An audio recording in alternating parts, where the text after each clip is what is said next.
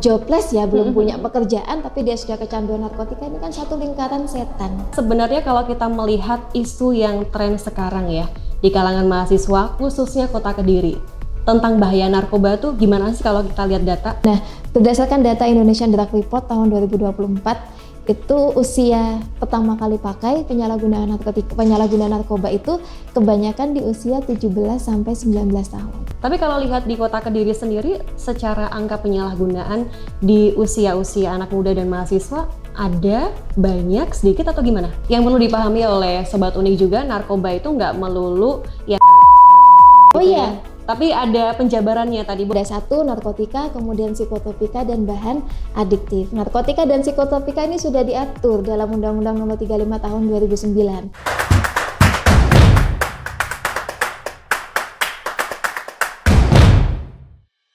Hai Sobat Unik, apa kabar Anda hari ini? Senang sekali saya Merinda Toping bisa kembali menjumpai Anda di Unik TV yang senantiasa memberikan informasi dan inspirasi.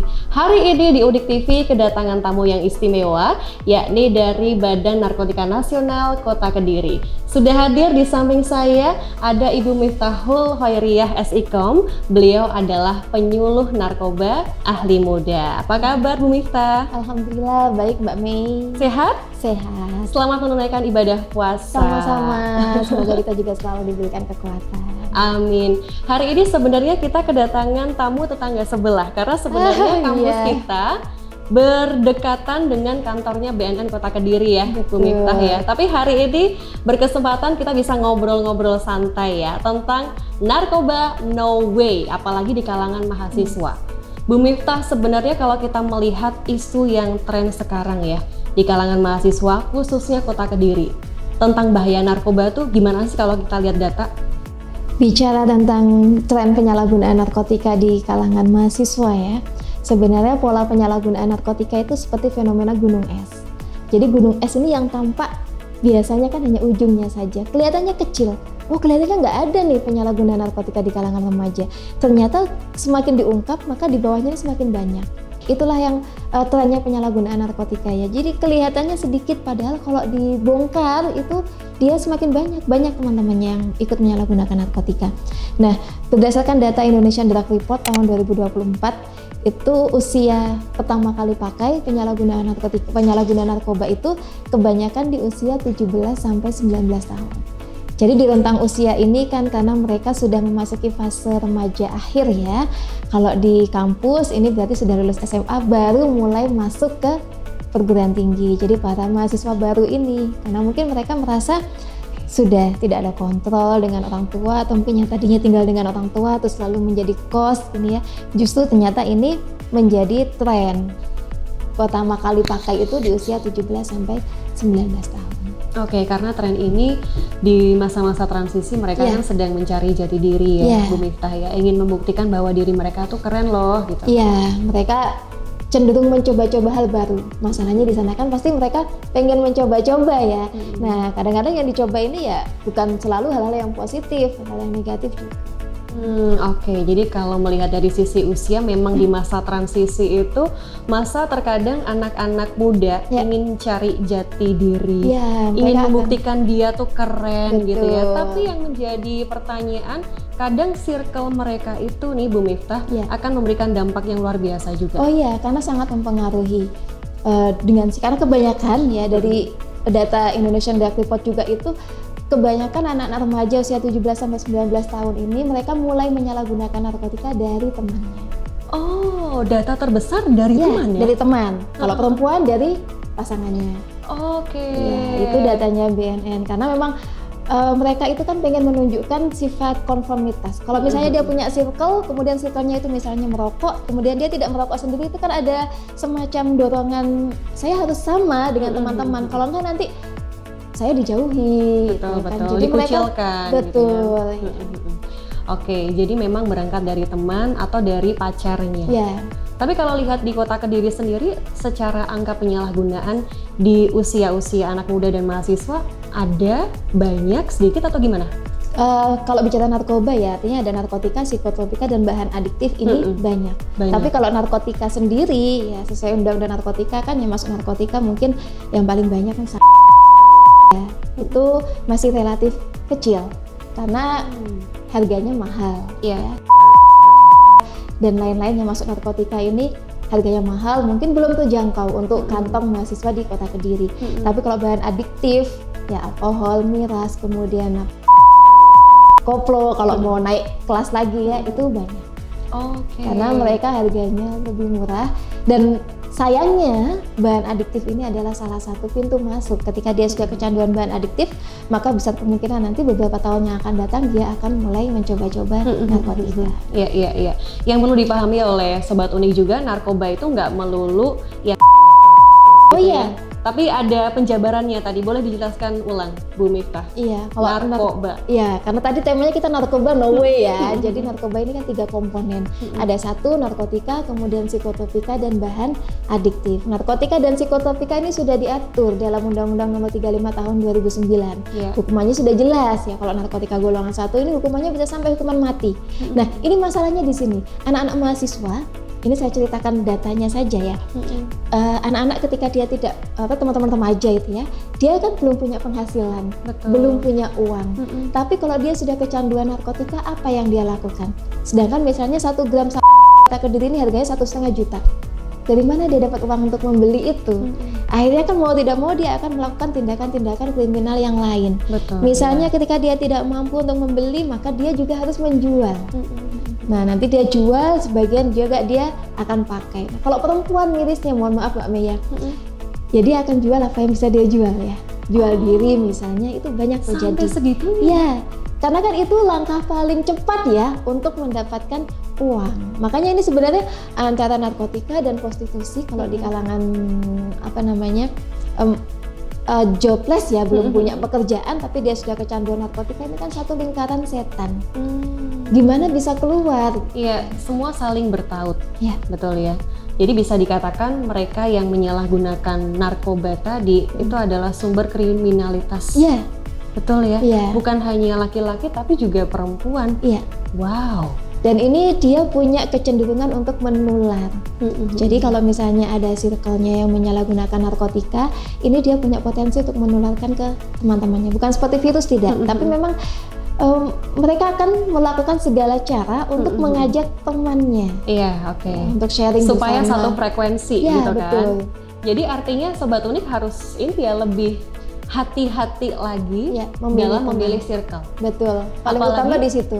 Di kalangan mahasiswa itu kita kan juga punya teman dari berbagai wilayah, setiap hari ketemu, lebih percaya teman daripada orang tua. Oh iya, itu sekarang juga tantangan tersendiri ya. Betul. Karena anak-anak remaja ini kadang-kadang dia lebih percaya dengan temannya atau bahkan lebih percaya dengan apa yang dia lihat di media sosial. Iya. Tanpa tahu kenyataannya. Itu problem utamanya. Kemudian dengan segala permasalahan yang ada nih Bu Miftah, gimana dari BNN sendiri, khususnya BNN Kota Kediri untuk memiliki program-program unggulan? Ya. Ini BNN harus kerja keras terus ya. Iya, betul. Gimana program unggulannya apa saja?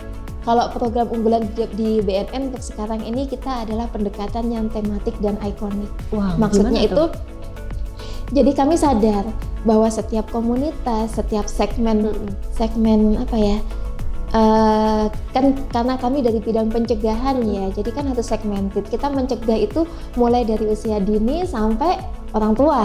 Dan tentunya kan ini punya tematik yang sendiri-sendiri. Betul. Maksudnya kita menyesuaikan dengan target audiens kita. Ya. Kalau ini bicara di kampus, bagaimana kita misalnya di Unik nih. Unik ini punya ikon apa sih? Nah, ikon ini yang akan kita ajak untuk berkolaborasi. Misalnya di sini sedang mengembangkan teknologi. Jadi bagaimana kita bisa bekerja sama ya dengan memanfaatkan teknologi yang ada di sini untuk ikut serta mencegah. Nah, kalau sekarang memang sedang kita kita koordinasikan ulang gitu ya.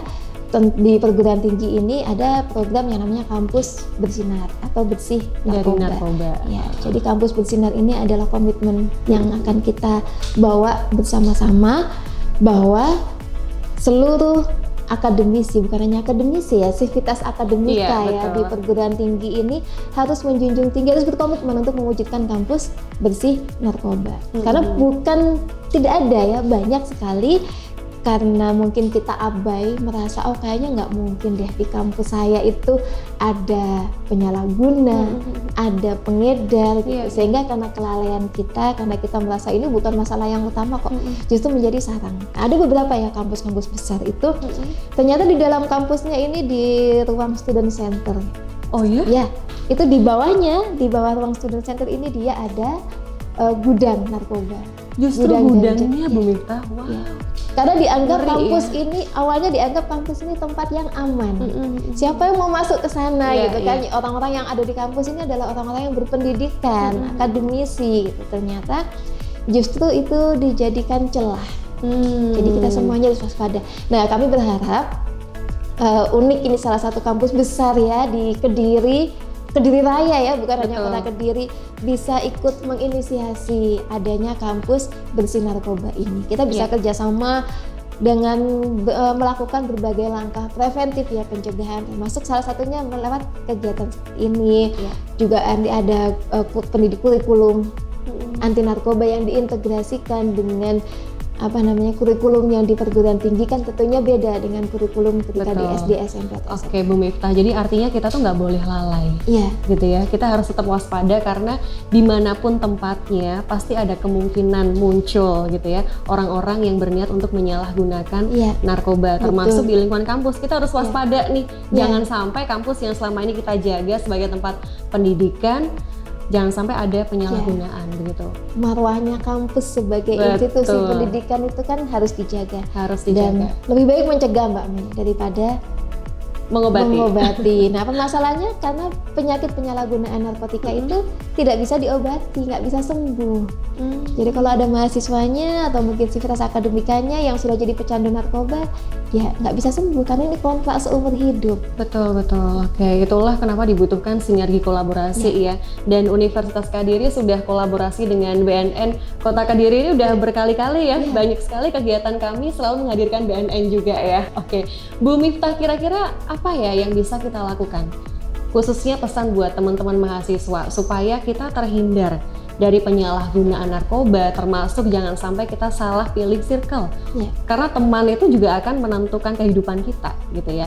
Apalagi mereka yang jauh dari orang tua. Gimana Bu Miftah? Kalau dari manajemen ya, artinya dari manajemennya di Unik, kami berharap sebagai tindak lanjutkan kita sudah ada MOU ya Mbak Mei antara BNN dengan di Unik. Saya lihat di sini tuh belum ada Satgas anti narkoba. Jadi boleh dibentuk, intinya ini adalah orang per orang yang peduli. Jadi mereka nanti akan kita latih bagaimana mereka bisa membantu untuk mewujudkan kampus Unik ini benar-benar bersih. Kenapa dikatakan bersih? Bukan tidak mungkin loh Mbak ya. Mungkin di sini ada pecandunya, ada penyalahgunanya, tapi tidak terlihat, tapi tidak tahu. Nah, kalau seandainya ada menemukan di titik yang di kasus yang paling kecil dulu, ini harus segera ditangani. Kalau tidak nanti dia akan menularkan ke teman-teman yang lain. Dan dari BNN selalu kita sampaikan bahwa mahasiswa, terutama mahasiswa ya, remaja ini dia memegang tiga peran. Yang pertama, para remaja ini adalah sebagai iron stock. Iron stock itu stok baja, stok besi. Jadi harus jadi mahasiswa tuh harus yang kuat, yang tangguh gitu ya. Yang pastinya tahan banting, bukan nanti ada tugas sedikit berat gitu terus merasa tertekan ya, merasa stres. Aduh ini kok tugasnya berat banget, capek jadi mahasiswa. Lalu larinya ke sana karena nggak sedikit juga yang dia pakai narkoba katanya buat doping. Biar kuat belajar, biar kuat melek. Tapi kan ini salah ya, pemahaman yang keliru. Jadi harapan kami mahasiswa Unik ini bisa menjadi iron stock tadi. Jangan jadi generasi strawberry kalau bahasanya sekarang ya Mbak Mei. Yang indah dilihat tapi rapuh ya kan. Baru jatuh sedikit, kena masalah sedikit sudah merasa hidupnya hancur, lalu melakukan hal yang tidak diinginkan. Yang kedua, teman-teman mahasiswa ini adalah agent of change. Ya, betul. Pasti harus ada yang berubah ya. Adanya teman-teman mahasiswa di sini dengan di luar sana, harapan kami teman-teman mahasiswa ini kan punya peran yang tridharma perguruan tinggi itu ya, di mana salah satunya ini ada pengabdian masyarakat. Harapan kami teman-teman mahasiswa juga ikut menyebarkan, mereka menjadi corong karena masyarakat kita di luar sana banyak juga yang belum teredukasi bahwa narkotika ini berbahaya loh, dan kalau menyalahgunakan narkotika sekali saja dia itu sama dengan kontrak seumur hidup. Karena bakalan kecanduan terus ya. Dan tidak bisa sembuh. Ini yang belum diketahui sama orang-orang. Tidak sesederhana saya sekarang pakai terus saya jadi pecandu, besok saya kalau mau sembuh saya datang ke BNN terus sudah selesai sembuh. Nggak bisa. Kemudian yang segampang itu tidak segampang kalau itu. Udah kecanduan ya. Iya, kompleks sekali nanti masalah yang ditimbulkan akibat satu orang yang menjadi pecandu narkotika ini.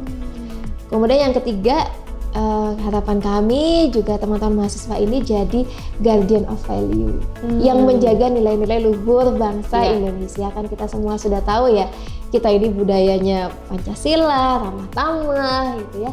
Nah ini kalau bukan kita yang menjaga, siapa lagi? Kita kan nggak pengen ini negara kita suatu hari nanti akan hancur. Betul. Karena pemudanya banyak yang pakai narkoba. Karena sudah ada dulu contohnya. Negara Tiongkok ini dia pernah mau hancur.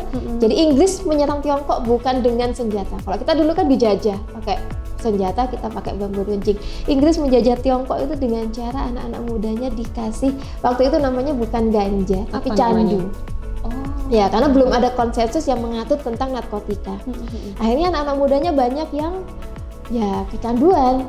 Dia tidak mampu, dia tidak punya tenaga untuk menjadi ikut berperang melawan penjajah, itu tidak ada. Akhirnya muncullah pergerakan namanya perang candu waktu itu. Ini adalah menjadi tonggak bagi negara-negara lain, bahkan PBB kemudian concern bahwa narkotika ini berbahaya dan harus dilarang. Harapan kami, kita tidak inginnya semuanya negara kita kemudian hanya tinggal nama. Apalagi menuju Indonesia emas. Iya, kan? kita punya cita-cita besar tahun 2045. Dan ini salah satu penyuksesnya adalah di Gen Z kita nih, generasi muda kita nih, harus bisa memulai untuk hidup yang baik dengan masa depan yang jelas dan tidak menyalahgunakan narkoba. Tadi ya Bu Miftah. Bu Miftah, satu dong closing statement sekaligus pesan buat kita semua, teman-teman mahasiswa dan Sivitas Akademika Universitas Kadiri supaya terhindar dari penyalahgunaan narkoba. Silahkan. Iya, Sobat Unik tadi ya, Sobat Unik, Sobat Unik semuanya, kami dari BRN Kota Kediri berharap Sobat Unik semuanya bisa menjadi garda terdepan dalam mencegah penyalahgunaan dan pemberantasan narkotika terutama di wilayah Kota Kediri. Kalian punya peran yang sangat luar biasa, punya peran yang sangat signifikan untuk merubah masyarakat di mana kalian tinggal. Jadi harapan kami ini juga bisa menjadi kepanjangan tangan BNN ya. Betul. Untuk menyebarluaskan informasi tentang bahaya narkotika supaya semakin banyak orang yang paham bahwa permasalahan narkotika ini masalah yang harus kita selesaikan bersama-sama.